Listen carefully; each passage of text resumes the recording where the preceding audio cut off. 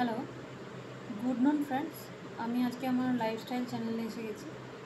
আর আজকে আমি একটা নতুন টপিক নিয়ে তোমাদের সাথে কথা বলবো। সেটা হচ্ছে যে যেহেতু আবার আমরা শুনতে পাচ্ছি যে এই ইয়ারে অ্যাকচুয়ালি আইটিতে রিসেশন আসছে। আইটি মার্কেট হয়তো আবার ডাউন খেতে পারে এবং যেরকম কোভিডের টাইমে হয়েছিল, বেশ কিছু ছাঁটাই হয়েছিল বা মার্কেটে রিসেশন আসার জন্য অনেক চাকরি চলে যায়। মেনলি যারা সার্ভিস কোম্পানিতে কাজ করছে, যেমন টিসিএস, উইপ্রো, এই সমস্ত যে কোম্পানিগুলো যারা ক্যাব চেনে নেয়। তো এখানে অ্যাকচুয়ালি আগে এসে কি হয় যে যেহেতু ইউএস মার্কেটে যদি শেয়ার মার্কেটও এখন হচ্ছে যে লসে চলছে, এসব কারণের জন্য কি হয় যে অলরেডি মানে বিজনেস খানিকটা ডাউন থাকছে। তো যারা শেয়ার মার্কেটে অলরেডি এখন ইনভেস্ট করেছে তাদের বেশ খানিকটা লস হয়ে গেছে। তো অ্যাকচুয়ালি আমার যেটা এখন বলার বক্তব্য, যেটা নিয়ে আমি এখন কথা বলবো সবাইকে, সেটা হচ্ছে এই ইঞ্জিনিয়ারিং পড়ার ভালো মন্দ যে দিকটা। তো এটার ভালো দিক মন্দ দিক দুটোই আছে। আর অ্যাকচুয়ালি লাইক বাবা মারা তাদের একটা এক্সপেকটেশন থেকেই থাকে, যেহেতু তাদের সন্তানকে তারা ইঞ্জিনিয়ারিং পড়িয়েছে, তারা একটা বিশাল কিছু বড় ইঞ্জিনিয়ার তৈরি হয়ে যাবে, বা তারা সেটা ছাড়া অন্য কিছু ভাবতে পারে না। তো এরকম একটা টপিক নিয়ে আমি এর আগেও বলেছিলাম, কিন্তু আবারও আমি এই টপিকটা নিয়ে বলতে বাধ্য হলাম একই কারণে, যে এরকম একটা রিজিড চিন্তাভাবনার কোনো প্রয়োজনীয়তা নেই যেখানে শুধুই ইঞ্জিনিয়ারিংয়ে চাকরি করা যায় আর কিছু করা যায় না। তার কারণ আমরা যদি দেখে থাকি, তো আবারও এই সাল যদি আমরা খুব ভালো করে 2025 সালটাকে রিভিউ করি, তাহলে আমরা দেখতে পারবো যে এখানে কীরকম রিসেশন আসতে চলেছে। এবং এই যে ভিডিওটা আমি আজকে করছি, সেটা কাউকে ভয় দেখানোর জন্য বা তোমাদেরকে ডিমোটিভেট করার জন্য আমি এই ভিডিওটা করছি না।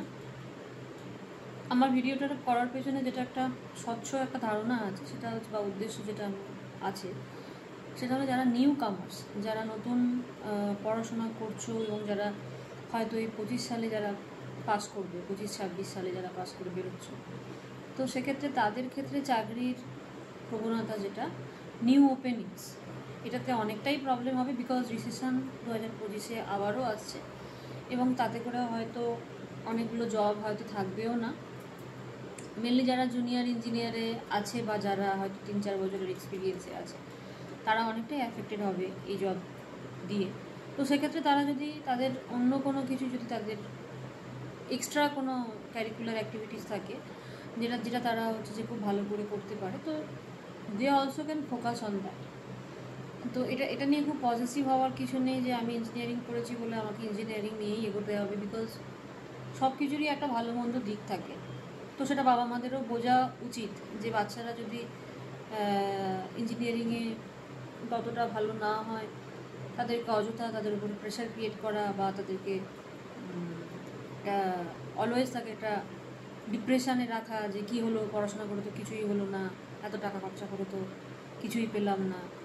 তো এই ধরনের মন্তব্য বা উক্তিগুলো একটা বাচ্চা মনে, বা যারা অলরেডি ইঞ্জিনিয়ারিং পড়ে নিয়েছে কিন্তু কিছু করতে পারেনি, এরকম অনেক বেকার যুবক আছে, তাদের উপরে একটা আননেসেসারি প্রেশার ক্রিয়েট করা হয়।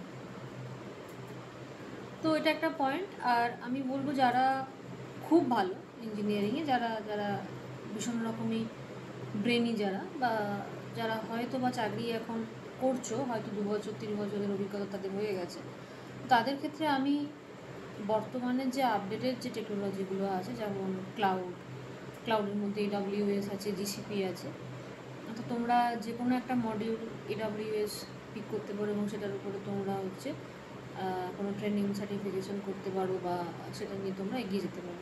মানে আমি বলতে চাইছি যারা আপডেটেড টেকনোলজি যেগুলো আছে সেগুলোর উপরে ফোকাস করতে।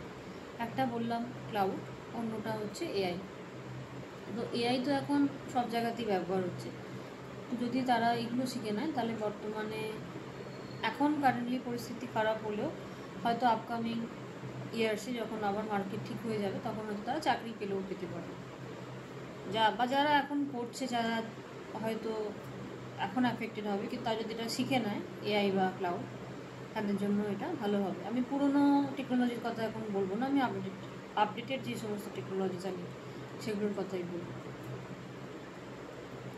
তো জাস্ট এই ভিডিওটা তোমাদের সাথে শেয়ার করলাম, কারণ মনে হলো যেটা শেয়ার করা উচিত। এরকম বাবা মাদের অনেকেরই একটা মিসআন্ডারস্ট্যান্ডিং থেকে থাকে যে আমরা বাচ্চাকে ইঞ্জিনিয়ারিং পড়িয়েছি মানে তাকে ইঞ্জিনিয়ারই হতে হবে, সেটা ছাড়া সে অন্য কিছু হতে পারবে না বা হওয়া যাবে না। তো এটার থেকে কি হয় যে বাবা মা এবং ছেলে মেয়ের মধ্যে একটা ডিস্টেন্সও তৈরি হয়ে যায় টাইমের পর, বিকজ তাদের এক্সপেকটেশান আর ছেলে মেয়ের এক্সপেকটেশান বা ছেলে মেয়ের ক্যাপাবিলিটিস দুটোর মধ্যে একটা গ্যাপ তৈরি হয়ে যায়। এবং সেই গ্যাপটা যখন বাড়তে থাকে অনেকটা, একদিকে বাবা মা তারা চিন্তা করছে যে আমি যেহেতু এত টাকা খরচা করে পড়িয়েছি তো পাস করে বেরোলেই তারা বিশাল একটা কিছু চাকরি পেয়ে যাবে, কিন্তু মার্কেটের পরিস্থিতি এখন সেরকম নয়। যারা এখন রিসেন্ট মার্কেটে যারা কাজ করছে তারা definitely they will like inform better rather than me. যারা কাজ করছে আইটিতে, যেরকম এখন তাদের কত ঘন্টা করে কাজ করতে হচ্ছে বা কতটা প্রেশার তাদেরকে প্রত্যেকদিন নিতে হচ্ছে, তো সেই প্রেশারটা সবার পক্ষে অ্যাফোর্ড করা পসিবল হয় না। কারণ যেরকম হাতের 5টা আঙুল সমান হয় না, সেরকম সব ছেলে মেয়ে সমান হয় না। সবার ভালো লাগা বা একটা টাইমে ভালো লাগলেও তাদের ভালো লাগাটাও চেঞ্জ হতে থাকে, বা তাদের প্রথম দিকে যতটা ডিভোশান থাকে, যখন তাদের ধীরে ধীরে বয়স বাড়তে থাকে ততটা ডিভোশান তাদের মধ্যে হয়তো আর থাকে না।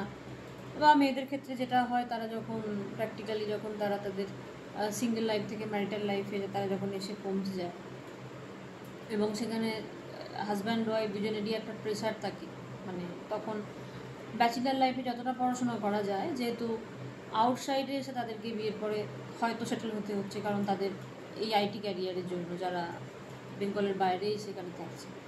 কারণ বাড়িতে থাকলে আমরা যতটা সময় পেয়ে থাকি, কারণ সেখানে প্র্যাকটিক্যালি বাবা মা জেঠু জেঠিমা এরকম অনেকেরই জয়েন্ট ফ্যামিলি থাকে, যারা সেখানে হচ্ছে যে সেই আদার্স যে সমস্ত কাজগুলো মানে বাজার ঘাট থেকে শুরু করে আদার্স প্রত্যেকটা বিষয়ে তারা যেরকম হেল্প করতে পারে। কিন্তু যারা বাড়ির বাইরে এসে আছে, মানে যারা বেঙ্গলের বাইরে এসে আছে, তাদের ক্ষেত্রে এটা অনেকটাই টাইম কনজিউমিং। বিকজ এখানে যারা বাইরে থাকে ব্যাঙ্গালোরে, তাদের প্রত্যেকে বাইরে বেরিয়ে উইকলি বাজার করা থেকে শুরু করে সেখানে এছাড়াও লাইক শুধু তো বাজার করা নয়, এছাড়াও এখানে অনেক কাজ থাকে প্রত্যেক দিনে, যেগুলো হচ্ছে তাদেরকে একাই হ্যান্ডেল করতে হয়। কারণ ন্যাচারালি সেখানে বাবা মা থাকে না, বাইরে থাকে তারা বেঙ্গলে থাকে। তো এই যে সমস্ত কাজগুলো এবং ব্যাঙ্গালোরে যেগুলো তাদেরকে একা স্ট্রাগল করতে হয়, তো সেটা করার ফলে কি হয়, তাদের আইটিতে যতটা টাইম দেওয়া দরকার ততটা হয়তো তারা পেরে ওঠে না। যারা নতুন করে হচ্ছে চাইছে যে আমি এক্সপিরিয়েন্স বাড়াবো বা আমি 1 বছর কাজ করছি না, এগেন আমাকে পড়াশোনা করে সেই জায়গাটা হচ্ছে ফিল আপ করতে হবে, তো সেগুলো খুব চ্যালেঞ্জিং হয়ে যায়। তো সেই কারণের জন্য আমি সবাইকে বলবো, যারা পড়াশোনা করেছো ইঞ্জিনিয়ারিং বা যারা এটা নিয়ে ফিউচারে ভাবছো, তারা শুধু ইঞ্জিনিয়ারিং না করে ইঞ্জিনিয়ারিংয়ের বাইরে গিয়েও যদি কিছু চিন্তাভাবনা করে থাকো, যদি কালকে তোমাদের চাকরি না থাকে প্রাইভেটে, দেন তোমাদের জন্য সেটা একটা ভালো একটা সোর্স অফ ইনকাম হতে পারে। আমি বলবো সেটা প্রত্যেকেরই মাথায় রাখা উচিত। আর যদি কেউ এখন টাকা পয়সা ভালো ইনকাম করতে পারছো বর্তমানে আইটিতে কাজ করে, তাহলে তো আমি বলবো দে আর বেস্ট। তার কারণ হচ্ছে যে এই কঠিন মার্কেটেও তোমরা চাকরি করতে পারছো। আর এই মার্কেটটা কতদিন ঠিক থাকবে, কি থাকবে, কতদিন চাকরি থাকবে, এটা আমরা কেউ জানি না।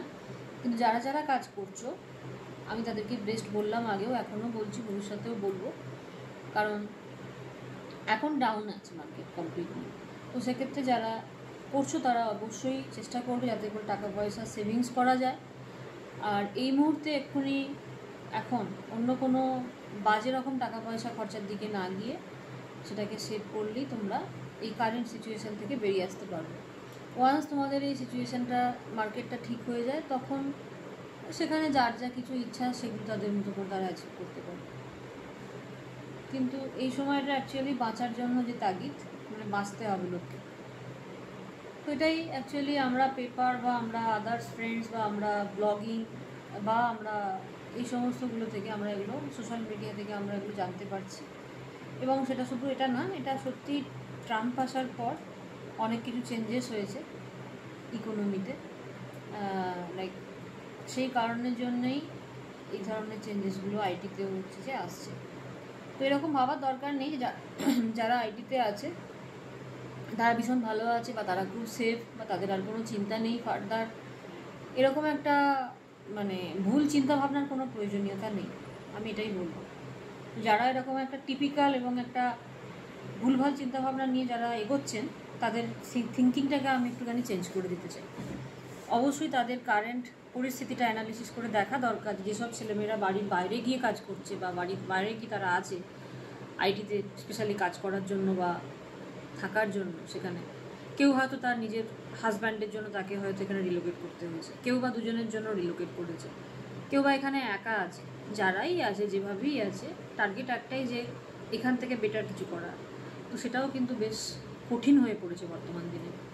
তো আমি এই সময় বলবো প্রত্যেকটা বাবা মাকে যে তাদের ছেলে মেয়েদের পাশে থাকা উচিত, তাদেরকে সাপোর্ট করা উচিত, রাদার দ্যান দ্যাট তাদের দিক থেকে খানিকটা এক্সপেকটেশন কমানো উচিত। এটা বোঝা উচিত যে তারাও কঠিন পরিস্থিতির মধ্য দিয়ে যাচ্ছে, তারাও অনেক স্ট্রাগল করে এগোচ্ছে। সো বন্ধুরা, আজকে আমার এটুকুই তোমাদেরকে বলার ছিল।